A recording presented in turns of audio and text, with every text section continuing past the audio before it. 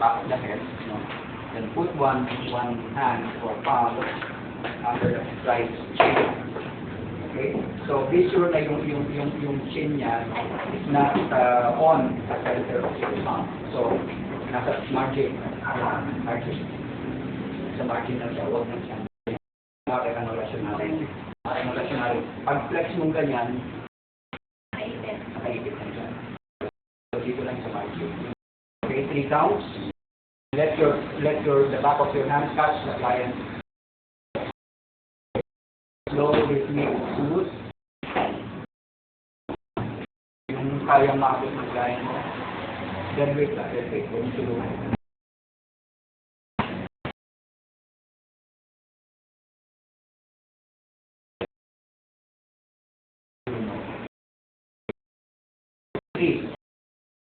Okay, 3 lang yun. 3 lang siya. Tapos, flexion extension of the neck. Ito yung lateral flexion. Sa lateral flexion, you place your hands on the client's side, sa head, or lateral flexion. Then you flex the head, the neck laterally. So, tayo. Tingnan niyo yung movement niya, yung possible movement. Kaya pa niya, kaya pa eh. As much as possible, yung kamay mo should touch the client's shoulder. Should touch the client's shoulder.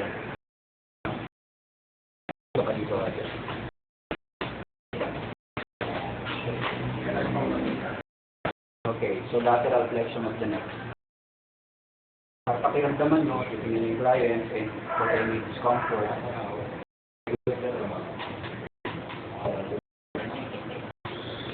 So, 1 na yun.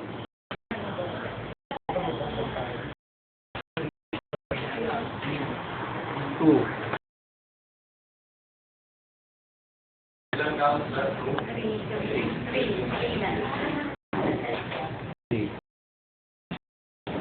Pagkatapos ito, makakatulog na ito.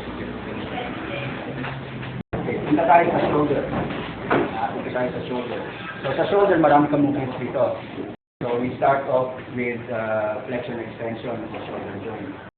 So ang principle mo rin dito, when you are handling the extremities of the client, be sure to support the joint. Sabihin, kasi kanina, si Irene, kita ko, tinakma niya. Tinakma. Tapos, wait, mali yun. You support. You do not grab. What do you mean by grabbing? Grab. Tapos yan, sa client. Hindi siya magiging comfortable dyan. Hindi siya magiging comfortable dyan. So, ang ano dyan is always support. Support. Hindi pa ganun siya. Okay, great. Tulungan. Okay? So, ang scenario natin dito is a tetraplegic client. So, hindi tumutulong ng tetraplegic para okay? So, ito yung shoulder. You always, pagka magdano kayo, para ang secret niyan in memorizing yung formation niya. Is to concentrate on the joints. So, kunyari dito, shoulder joint na tayo. Okay? So, dito kayo magko-concentrate. Ano nga ba yung flexion lateral, yung flexion extension ng elbow joint? Nalaman nyo. So, concentrating on the joint itself. So, ito yung sa shoulder joint. Extension and flexion. So, ayan, gumagalaw yung shoulder joint mo. Kung kaya, walang headboard dito, pwede mo tuloy na ganyan. Kung merong headboard, hyper yan, hindi ba? this is extension, flexion. Kaya pa, sir. Nangingiti pa eh. Oo.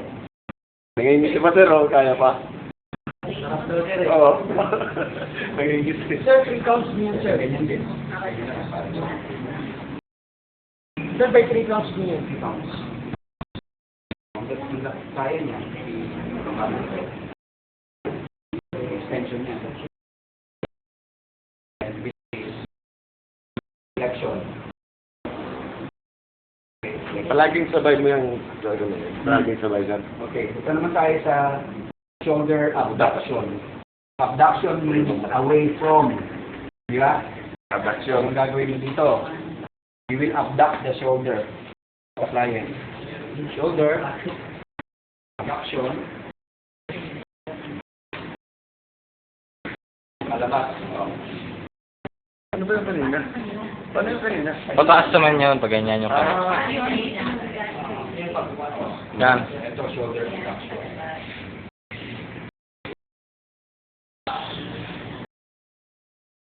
matrabaho nga pala talagang tigil. Sinibig siya ibenta niya ang pang-elbow. Oo.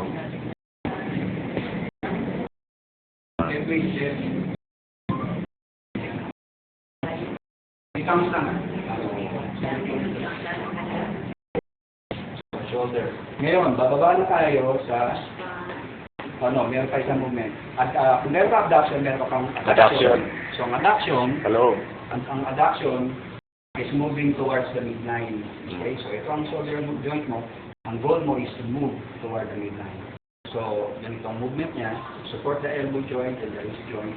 And then, i-cross mo yung upper extremity to the other upper extremity by touching The the fingers. fingers on the other wrist of the hand. Shoulder adduction. Adduction. What din? Okay? So, dito na tayo sa elbow joint. Sa elbow joint, meron kang elbow flexion. Elbow flexion and elbow flexion. Support again the joint, and move the fingers towards the chin.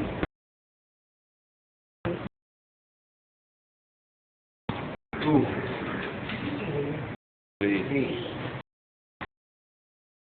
Move. Pwedeng Diba? Okay. So, punta na tayo sa wrist joint. Wrist joint. So, you move the client's meron pa pala. Okay, balik tayo sa shoulder. Internal and external rotation.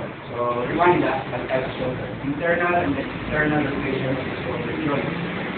You move the shoulder of the client perpendicularly to the body. So, yung body mo, shoulder joint, the upper extremity. Then, this is internal rotation. 45 degrees. External rotation. Ano ang kanyan? Ano ang Internal PXS? rotation, this is internal and external rotation of the shoulder. Yung elbow joint pa rin sir ang I mean, shoulder. Sorry. Shoulder. Shoulder pa rin. shoulder pa rin yan. Okay? So, wrist joint na tayo. Sa wrist joint, ang concern mo rito, dalawang concern mo rito. Yung joints ng fingers mo, tsaka yung wrist joint mismo. So, you can flex the wrist joint, you can extend the wrist joint. This is extension of the wrist joint. No? With flexion of the fingers. Extension of the wrist joint, flexion of the fingers. Flexion. The joint. Flexion of the fingers. So yung fingers niya, yung tips ng fingers niya should touch the center of the palm. Kaya i-curl mo yung fingers niya towards the palm. And at the same time, extend the wrist. Wow. Then relax. Relax ka. One na yun. Two. And three. So, wala nang extra movements. Yung iba kasi ginagawa nila. Pinapatulang pa. One, tapos gaganyan. Yes, yun lang.